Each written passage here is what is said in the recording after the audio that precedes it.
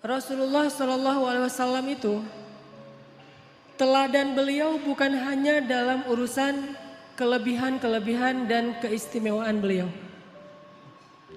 Tapi Rasulullah Shallallahu Alaihi Wasallam juga teladan justru dalam kekurangan dan kekeliruan-kekeliruan beliau.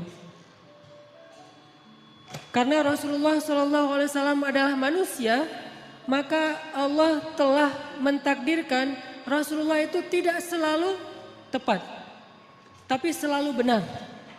Ini dalam bahasa fikih, benar dan tepat itu beda ya. Kalau benar lawannya salah, kalau tepat lawannya keliru. Kalau benar bahasa Arabnya hak, kalau salah bahasa Arabnya batil. Kalau tepat bahasa Arabnya shawab, kalau keliru bahasa Arabnya khata'. Apakah Rasulullah selalu benar? Selalu benar. Rasulullah tidak pernah mengajarkan yang batil. Tapi apakah Rasulullah pernah keliru? Pernah. Rasulullah itu berbuat dosa? Tidak. Tapi lupa? Ya. Dan Rasulullah SAW teladan untuk kita bukan cuma ketika beliau tepat. Bahkan beliau teladan untuk kita ketika beliau keliru. Rasulullah SAW bukan cuma teladan buat kita ketika beliau ingat, tapi juga teladan untuk kita ketika beliau lupa. Nah, teladan ketika Nabi keliru, teladan ketika Nabi lupa, ini jarang dibahas. Padahal itu uswatun hasanah juga loh. Uswatun hasanah dari mana?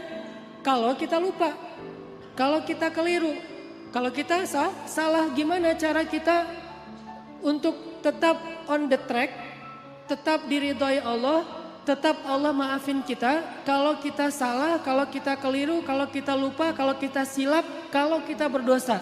Caranya adalah kita harus meneladani Nabi ketika Nabi juga berada dalam kondisi yang sama, walaupun tetap Nabi lebih baik daripada kita.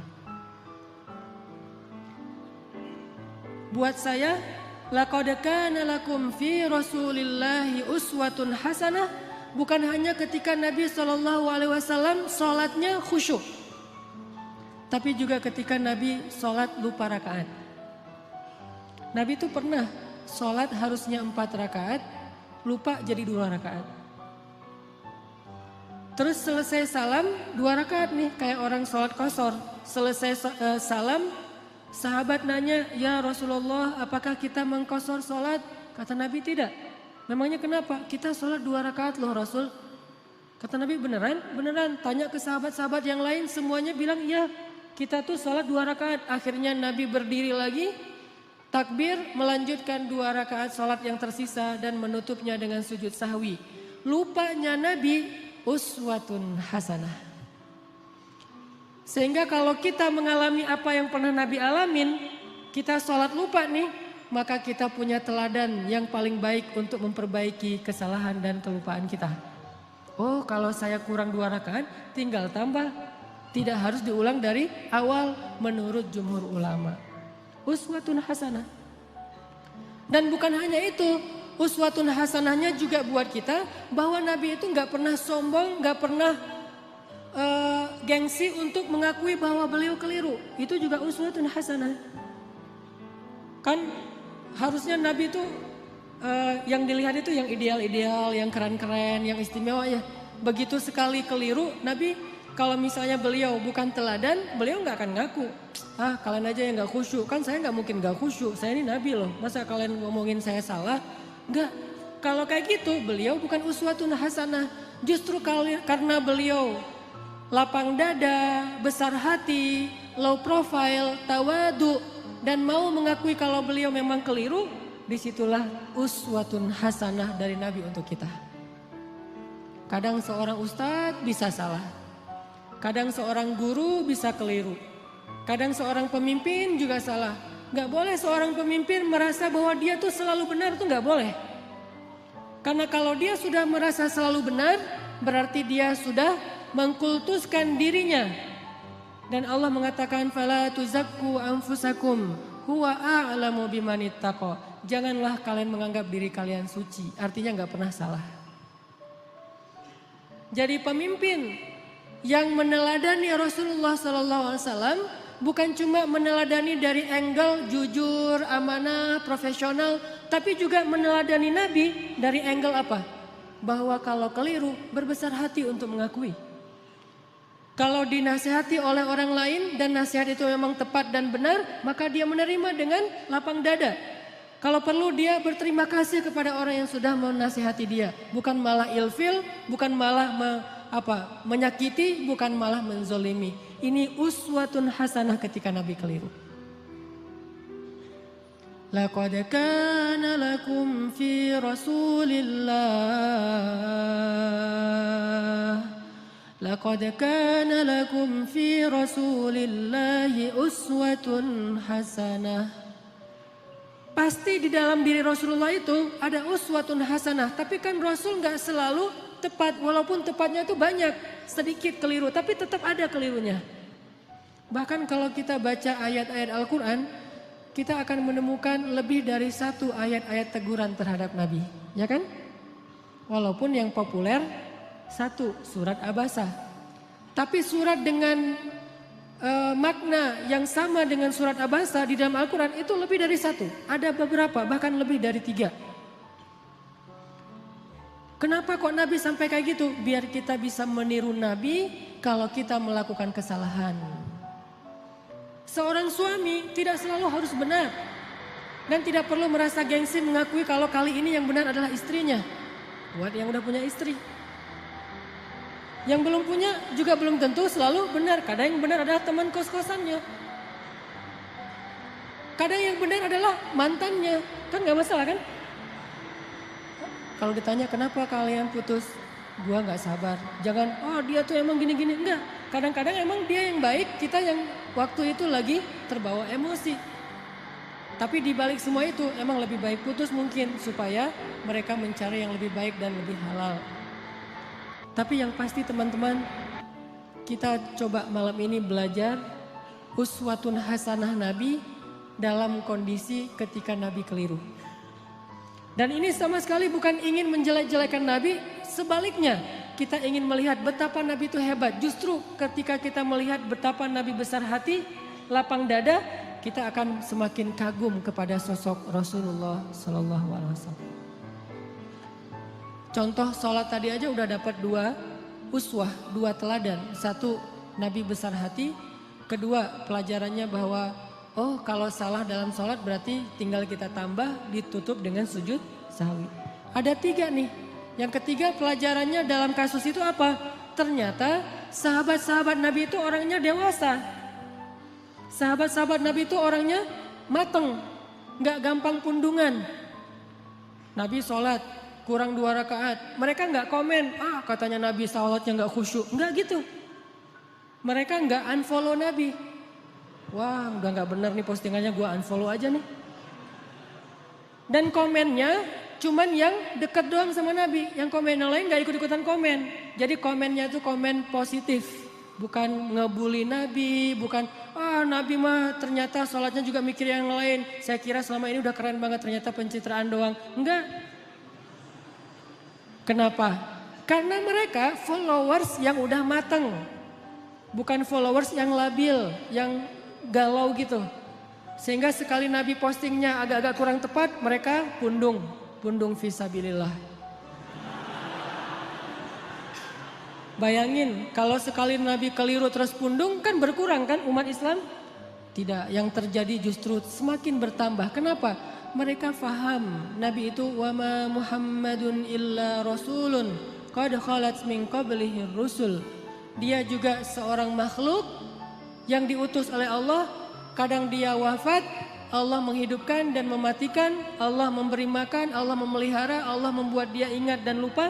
Semua itu adalah sifat manusia yang melekat pada diri Rasulullah SAW. Cuma satu bedanya. Beliau Allah jaga dari berbuat dosa, maksum. Dijaga dari berbuat dosa. Jadi Nabi itu nggak buat dosa, tapi kalau keliru, ya. Lagian keliru itu bukan dosa sengaja. Cuman lupa, cuman salah paham, cuman ijtihad. Sehingga sahabat ketika Nabi keliru, ya udah easy going aja, tinggal bangun, ngelanjutin. Jadi makmum Nabi, Gak ada sahabat yang akhirnya dorong-dorong Abu Bakar lu aja yang jadi imam, kayaknya Nabi lagi agak-agak kurang khusyuk gitu malam ini. Kayak lagi apa misalnya, enggak, sahabat tetap aja ya udah Rasulullah kita ikutin. Nabi lanjut 2 rakaat diikutin dan enggak ada yang ngomongin di belakang. Enggak ada yang diam-diam, bisa gitu juga ya Nabi, gua heran, jadi gosip. Terus besok keluar di postingan-postingan sahabat, Nabi ternyata manusia biasa. Hashtagnya Nabi lupa, viral di antara mereka. Gak usah dibesar-besarkan, itu hal yang wajar. Udah aja mereka lupa. Tapi tetap direwayatkan kisah ini supaya apa? Laqad kana lakum fi Rasulillahi uswatun hasanah. Biar kita bisa niru. Ini angle uswah hasanah yang coba kita terapkan dalam hidup kita. Menyikapi kalau orang lain keliru. Orang lain itu bisa orang tua, orang lain itu bisa guru, orang lain itu bisa teman, orang lain itu bisa pasangan, orang lain itu bisa tetangga, orang lain itu bisa pemimpin, bisa pejabat, bisa siapa aja. Bahkan orang yang paling soleh sekalipun melakukan kesalahan dan kekeliruan. Salah satu di antara ciri-ciri orang bertakwa yang Allah sebutkan di dalam surat Ali Imran 135. Walladzina idza fa'alu fahishatan aw zalamu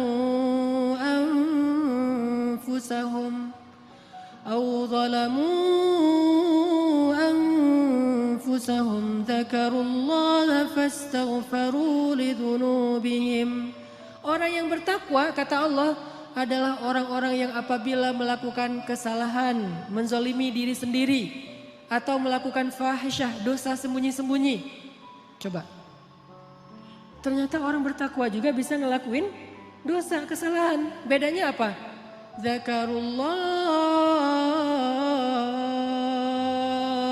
Ketika dia sadar, ketika dia ingat, ketika dia diingatkan oleh orang lain, fastaghfaru lidzunubihim.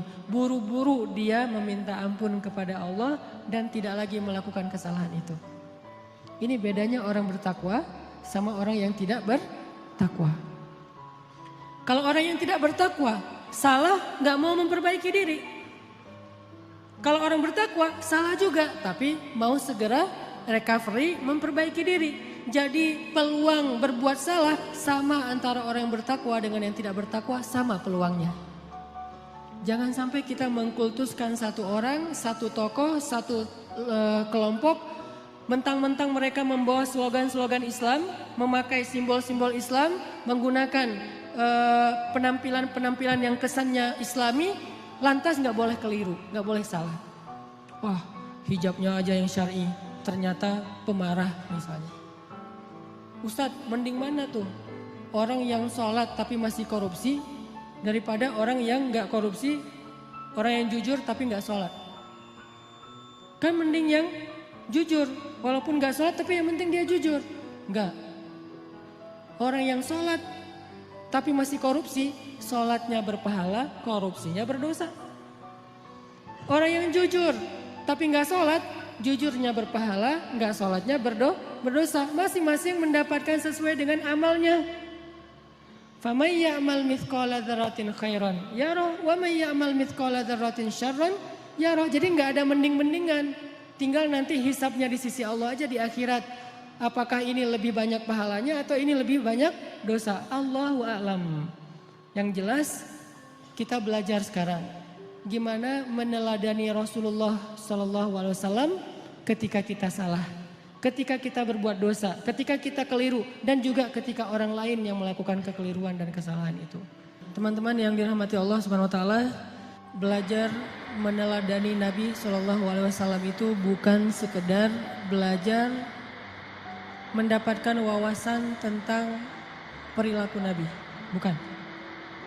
Kita hafal ayat itu tapi tidak menjadi perilaku, tidak jadi karakter, nggak jadi attitude, berarti kita belum meneladani Nabi. Cuma hafal ayatnya doang nih. Kita hafal banyak hadis Nabi, kita baca banyak sirah, buku-buku tebal tentang sejarah Nabi, tapi tidak merubah attitude kita menjadi lebih baik seperti yang dicontohkan Nabi, kita berarti belum belajar dan belum meneladani Nabi, cuman tahu doang. Itu namanya orang yang musakof, orang yang berwawasan. Belum menjadi orang yang alim, orang yang berilmu. Kenapa? Karena tidak disebut ilmu sebelum dia menjadi rasa di dalam hati dan menjadi perilaku dalam kehidupan. Kalau cuma sekedar wawasan, itu bukan ilmu, itu namanya sakofah, itu namanya wawasan. Makanya malam ini ketika kita belajar uswatun hasanah Nabi SAW, kita coba munculkan tekad dalam diri kita masing-masing. Pokoknya habis dengar sharing malam ini, saya pengen memperbaiki sikap saya di sosmed. Saya pengen memperbaiki sikap saya dengan teman. Saya pengen memperbaiki sikap saya kepada keluarga, terutama orang tua. Saya pengen memperbaiki sikap saya kepada mantan. Cara memperbaiki sikap kepada mantan apa? Unfollow. Gak boleh following ya. Kalau mau sesekali ngelihat, bikin aja 2 akun. 1 akun punya kita, 1 lagi untuk stalking ya. Pengalaman. Enggak boleh. Lupakan mantan. Jangan sampai kita baca atau mendengar cerita-cerita tentang Nabi hanya sekedar oh ya, oh gitu. Jangan. Kalau sekedar oh ya dan oh gitu, berarti ini cuma wawasan nih. Dan kalau cuma wawasan, kita ngaji sampai bertahun-tahun juga tidak semakin menjadi lebih baik. Harusnya belajar ilmu yang tadi kata Nabi, siapa yang menempuh jalan untuk mencari ilmu, Allah mudahkan jalan ke surga. Itu ilmu loh, bukan wawasan yang dicari. Kalau wawasan kita bisa kayak otodidak gitu. Kita bisa belajar sendiri dengan dengerin YouTube. Tapi kalau ilmu kan bukan cuma denger, kita latih tuh. Apa yang udah kita dengar kita latih sehari mungkin gak langsung jadi nih. Sama kayak yang barusan kita dengar misalnya tentang gimana berbesar hati dalam menerima masukan orang lain. Kan gak gampang tuh. Gimana berlapang dada mengakui kekeliruan dan kesalahan kita. Walaupun itu menyakitkan, itu gak gampang loh. Tapi kalau kita gak praktekin, berarti apa yang kita dengar itu baru sekedar wawasan. Belum memperbaiki perilaku dan attitude kita. Kita belajar sekarang uswatun hasanah Nabi SAW bukan sekedar pengen tahu penasaran ayatnya mana aja ya, hadisnya gimana aja ya. Kita bukan pengen berdebat dengan dalil, kita pengen memperbaiki diri. Tapi kalau kita pengen berdebat dengan dalil, kita akan lebih fokusnya ke dalil itu riwayat siapa, kemudian teks aslinya kayak gimana, terus kalau perlu di capture. Nanti kalau ada teman kita yang berbeda pendapat tinggal kita broadcast, kita share. Ini sekedar wawasan yang dijadikan bahan perdebatan. Buat apa kalau kayak gitu? Harusnya kita belajar bukan supaya jago berdebat. Bukan kalau kita nanti berdebat dengan teman kita di grup, kita punya banyak argumen, dalil segala macam. Buat apa yang kayak gitu-gitu? Bahkan Nabi aja pernah mendengar sahabat berdebat di dalam Masjid Nabawi dilemparin debu sama Nabi. Jadi ada sahabat lagi ngaji nih, lagi baca Quran di dalam masjid. Kan rumah Nabi di sebelah masjid. Tadinya ngaji, asik tuh, seru. Bismillahirrahmanirrahim, baca santai. Lama-lama mulai terjadi keriuhan, kegaduhan. Nabi dalam rumah ngedengar kok udah mulai ada orang yang teriak-teriak ya. Kok mulai kayak ada orang yang marah-marah. Nabi keluar melihat mereka lagi berdebat tentang makna satu ayat. Nabi mengambil debu dan melempari mereka dengan mengatakan, kalau kalian membaca ayat Al-Quran, carilah ayat yang mempersatukan kalian. Artinya jangan membaca ayat-ayat yang membuat kalian berpecah belah, bukan ayatnya, tapi persepsi dan tafsiran terhadap ayatnya. Jadi teman-teman, saya pengen magerin dulu nih, bahwa yang kita belajar malam ini, termasuk saya, kita niatkan untuk memperbaiki perilaku kita. Baik perilaku kita di dunia nyata atau di dunia maya. Pokoknya kita perbaiki perilaku kita. Dan anak Indonesia tuh, anak Jawa Barat, orang Sunda itu diantara seluruh suku yang ada di Indonesia itu kan termasuk salah satu suku yang terkenal. Paling lembut, santun, tata keramanya luar biasa kan. Jangan sampai identitas itu hilang oleh modernitas. Sehingga gara-gara kita hidup di dunia maya, medsos, kita melupakan tradisi nenek moyang kita yang sebetulnya luar biasa. Kenapa tradisi itu harus pindah ke Jepang, harus pindah ke New Zealand, harus pindah ke negeri-negeri yang tidak mengenal agama. Harusnya tradisi itu tetap ada di negeri kita, di negeri orang-orang yang beriman kepada Allah Subhanahu wa taala. Makanya kita perbaiki lagi. Karena saya beberapa kali jalan ke beberapa negara, rahmat dari Allah bukan karena hebat. Kalau orang lain mungkin jalan-jalan itu karena banyak duit ya. Ada yang bahkan sakit kepala dikit jalan ke luar negeri. Di rumah nggak ada bawang ke Singapura ya.